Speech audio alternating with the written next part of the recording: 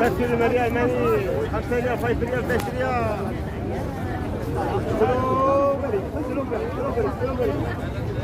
Rasulullah SAW, seperti mana saya telah maklumkan tadi, bahwasanya ada Aus dan Khazraj. Dua-dua ni bila bergabung dinamakan sebagai sudah Ansar. Jadi tuan-tuan, Ansar hasil gabungan daripada Aus dan Khazraj. Aus dan Khazraj ini bergaduh sesama sendiri sejak sekian lama sebelum Nabi kita sampai di Madinah Al-Munawwarah. Okey, saya nak cerita benda yang penting-penting je. Tanah Quba. Quba maknanya sini. Ni semua kawasan Quba. Sebab tu masjid-masjid Quba. Tanah Quba ini tuan-tuan dimiliki oleh puak ataupun golongan Aus. Manakala Masjid Nabawi, tanah itu tanah Khazraj. Tuan-tuan, Nabi kita mempersaudarakan antara Aus dan Khazraj. Dan bijaknya Nabi kita SAW, cerdiknya, pandainya Nabi kita SAW, supaya dua golongan yang telah disatukan ini tidak berpisah semula. Sebab kadang-kadang ada orang Yahudi, dia iri hati, dia mengapi-apikan. Dia akan kata, orang Yahudi kata dekat orang Khazraj, wahai Khazraj, kamu tak ingat ke? Orang-orang Aus dulu, mereka membunuh datuk nenek moyang kamu. Dia bagi tahu juga pada golongan Aus, kamu tak ingat ke orang Khazraj bunuh datuk nenek moyang kamu? Jadi Nabi kita ni nak bagi adil sesama Aus dan Khazraj supaya tak berbangkit sama sendiri. Nabi kita sampai di Quba, di tanah Aus, Nabi kita bina masjid dinamakan sebagai Masjid Quba. Nak bagi adilnya supaya orang Khazraj di sana tak terasa hati, Nabi kita bina juga satu masjid dikenali sebagai Masjid Nabawi. Satu masjid. Yang kedua, cerdik pandainya Nabi kita ni nak supaya tak mau bagi bergaduh antara Aus dan Khazraj semula. Di sini di Quba ini ada telaga. Telaga nama dia Telaga Aris ataupun Telaga Khatam. Telaga Khatam bahasa Arab, bahasa Melayunya cincin. Jadi di sini ada sebuah telaga yang kita akan tengok depan tu sikit, tapak, dia tinggal tapak saja. Itu tapak telaga cincin Nabi sallallahu alaihi wasallam. Di telaga di sini Nabi kita mandi, Nabi kita ludah, Nabi kita ambil semayang. Dan ada orang-orang Khazraj bagi tahu dekat Nabi, oh, Nabi Muhammad ni di telaga dekat dengan kawasan Aus, Nabi mandi, Nabi sembahyang, Nabi ambil wuduk. Di tempat kami telaga dekat Khazraj tak buat apa pun. Nabi nak bagi adilnya, tuan-tuan, di Masjid Nabawi ada satu telaga, nama telaga itu Bi'ru Birha. Bi'ru apa? Bi'ru Birha. Bi'ru dalam bahasa Arab telaga. Birha telaga dimiliki oleh Sayyidina Talhah bin Ubaidillah. Jadi Bi'ru Birha ni tuan-tuan terletak di dalam kawasan Masjid Nabawi yang sekarang dah tak ada dah. Dia ratakan. Dia hanya buat tanda dengan kapet, dengan tile sahaja. Oleh kerana Nabi kita nak bagi adilnya tuan-tuan, Nabi kita juga ambil air sembahyang, ludah dan mandi di telaga yang ada dalam kawasan Khazraj. Tengok, dari segi masjid bina dua-dua, dari segi telaga pun ludah dua-dua, mandi dua-dua supaya tak mau bagi bergaduh. Dan yang ketiga, dari segi fadilat masjid pun Nabi kita letakkan lebih kurang sama. Di Masjid Quba, Nabi kita kata siapa solat di Masjid Quba boleh pahala umrah. Orang di Masjid Nabawi, orang-orang Khazraj bagi tahu, oh, Nabi ni dekat orang-orang Aus saja bagi kelebihan masjid dia. Masjid kami tak ada pun. Nabi kita bina Masjid Nabawi, Nabi kita letakkan fadilat siapa-siapa yang solat di dalam Masjid Nabawi boleh pahala 1000. Tiga perkara cerdik bijaksana Nabi SAW. Ini adalah terjemahan, tafsiran, takwilan kepada firman Allah Ta'ala, wa'tasimu bihablillahi jami'an wala tafarraqu. Dan hendaklah kamu berpegang sungguh-sungguh dengan tali Allah, agama Allah Subhanahu wa taala. Jangan kamu berpecah belah, wala tafarraqu. Sikit lagi dalam masa 5 minit lagi tuan-tuan. Tuan sekalian, di Masjid Quba ini seperti mana yang saya maklumkan tadi, ada satu telaga, nama dia Telaga Aris ataupun Telaga Cincin. Dalam bahasa Arab dia panggil Telaga Khatam. Kita akan pergi tengok depan tu sikit je, dia punya tanda kalau masih lagi ada lah. Saya nak cerita sikit lagi.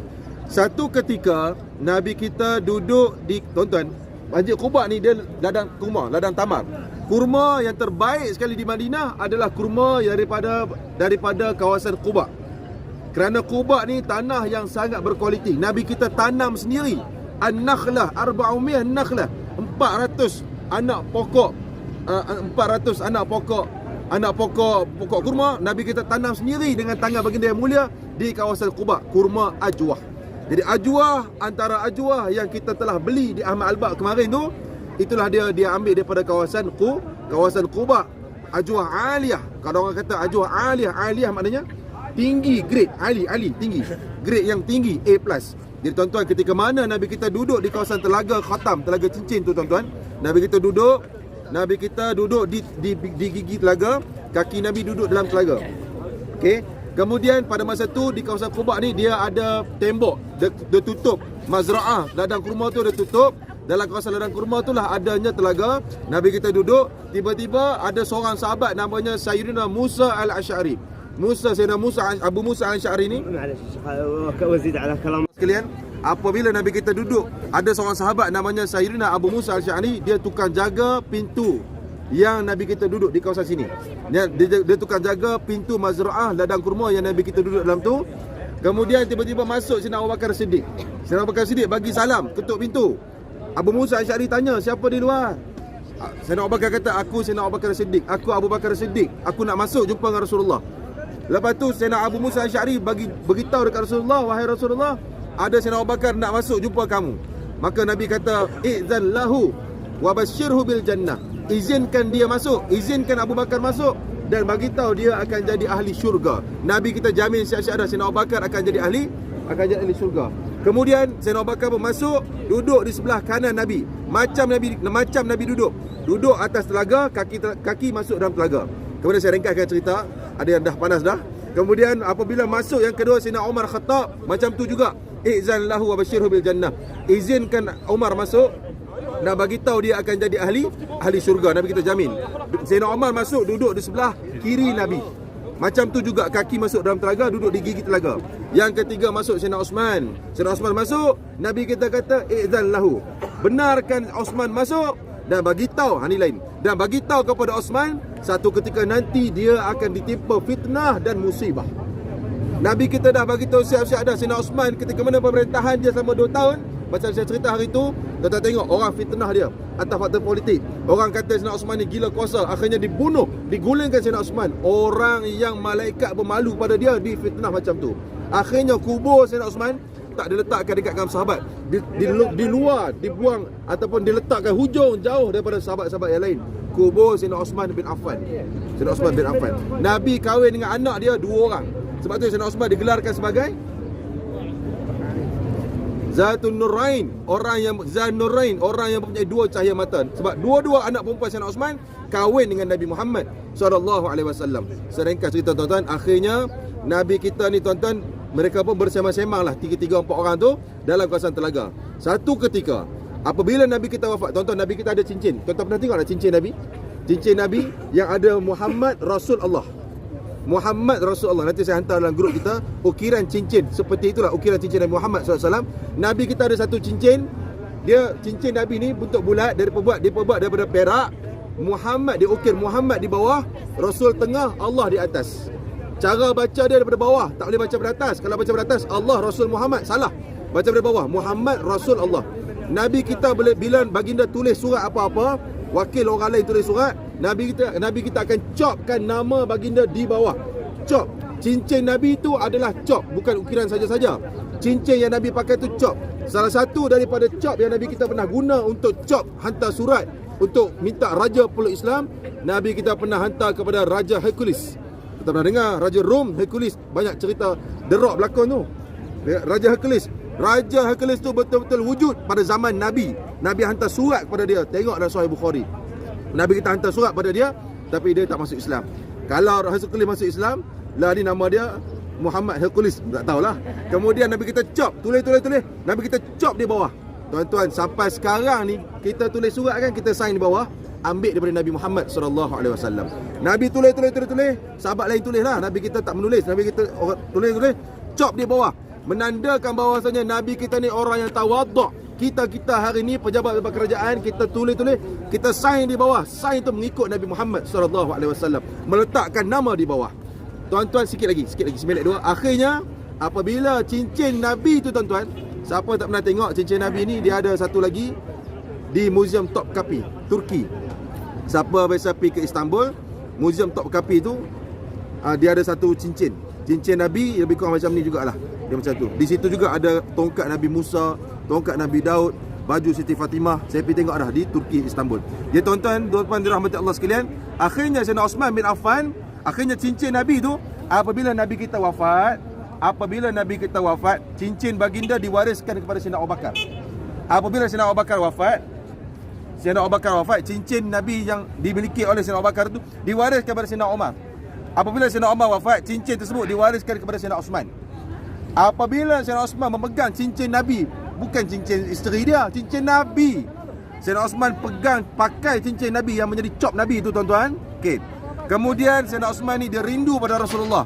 Tengoklah, masa dia jadi Perdana Menteri, semasa Sayyidina Osman bin Affan menjadi Perdana Menteri Madinah, Perdana Menteri Mekah, Nabi ni wafat dah. Sayyidina Abu Bakar wafat dah. Sayyidina Umar wafat dah. Tinggal dia Sayyidina Ali lah. Tinggal dia dengan Sayyidina Ali, sedih dia. Akhirnya dia mencari tempat-tempat yang membangkitkan nostalgia dia dengan Rasulullah. Kenangan-kenangan macam kita lah. Kan, markah tinggal ke? Hari tu bercinta kat Zoo Negara, pergi tengok monyet ke? Pergi tengok monyet seorang-seorang. Jadi tuan-tuan, akhirnya dia pun Sayyidina Osman sikit lagi. Sayyidina Osman ni akhirnya antara tempat yang dia datang, yang dia pergi untuk mengingatkan kembali dia dengan Rasulullah dan Sayyidina Abu Bakar, Sayyidina Umar di Telaga Khatam, Telaga Cincin. Kenapa dinamakan Telaga Khatam tuan-tuan? Kerana semasa Sayyidina Osman duduk di telaga, dia duduk tempat Nabi, duduk kaki masuk dalam telaga, air dia sangat jernih pada masa itu, sekarang dah tak ada dah. Dia main cincin Nabi tu, dia golek di jari dia, tiba-tiba jatuh cincin dalam telaga. Bila jatuh cincin dalam telaga, Allah jatuh hati dia. Bukan jatuh hati tu kasih, jatuh kecewa. Bayangkanlah kan, isteri beli kat kita jam tangan mahal, Rolex ke, Allah jatuh pula dalam telaga. Ni yang Nabi punya. Akhirnya tuan-tuan, bila jatuh dalam telaga, dia raja, dia Perdana Menteri, dia perintahkan orang-orang dia gali. Selama 3 hari 3 malam digali, tak jumpa. Pada zaman kerajaan Abbasiyah, gali tak jumpa. Pada zaman kerajaan Turki Osmaniyah, gali tak jumpa. Pada zaman kerajaan Saudi, pada Malik Fahad, gali tak jumpa. Akhirnya telaga itu ditutup sil. Dikatakan cincin tersebut tuan-tuan jatuh, kita tak kisah cincin tu jatuh ke tak jatuh ke, hilang ke mana, jumpa tak jumpa, tak penting.